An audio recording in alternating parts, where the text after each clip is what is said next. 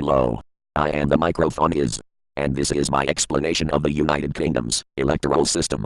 The United Kingdom's government is a piece of shit. It is based on a two-party confrontational system from the fucking dark ages. Voters are asked to choose a local representative. The representatives are usually bound to a national political party. Although voters are free to choose their representative based on merit, most voters are unaware of the political system. They are herded into voting for a political party rather than the party's candidate. Until social media, only the political junk mail or mainstream media was available as an open source on candidates. The political parties focus on their leaders and their published party manifesto rather than their local candidate. The United Kingdom electoral system is not taught to school pupils. Outside of specialized exam-based courses, constituencies have two or more candidates or parties. When there is a significant majority for a party, the rest of the electorate polarizes against this party, then dissipates. This happens because they think their vote is not counted. But it is, even if their party loses in their constituency. Constituencies are based on registered voters. When a potential voter does not register to vote, the constituency must be made larger. As there is now one less member of the electorate, constituencies are based on the number of registered voters, not the adult population.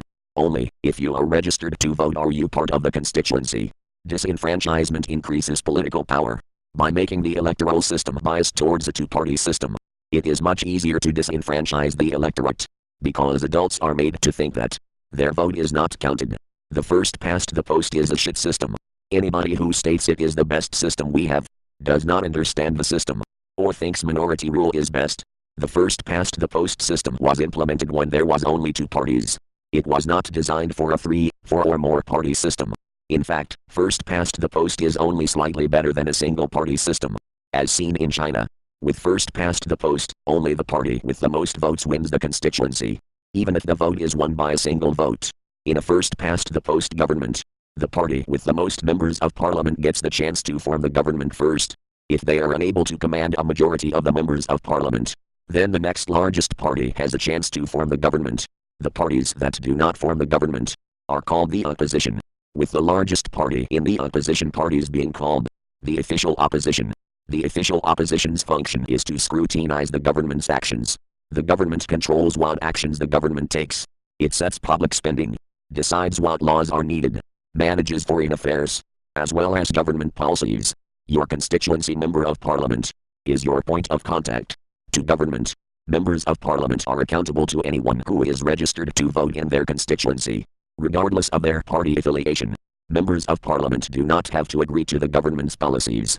They are free to vote, as they choose, on every single item put before them, whilst they are a member of parliament, the same way any registered voter is free to vote for any candidate in their constituency, or spoil the ballot.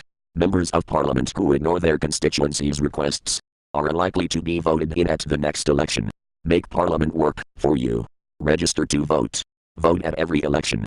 You can vote by following the instructions at each election, or by spoiling the ballot paper. When you have complaints with government, complain to the appropriate body or agency. It is only through feedback into government that your opinion can be heard. Not being registered to vote makes no sense, as you are never counted, even as a non-vote.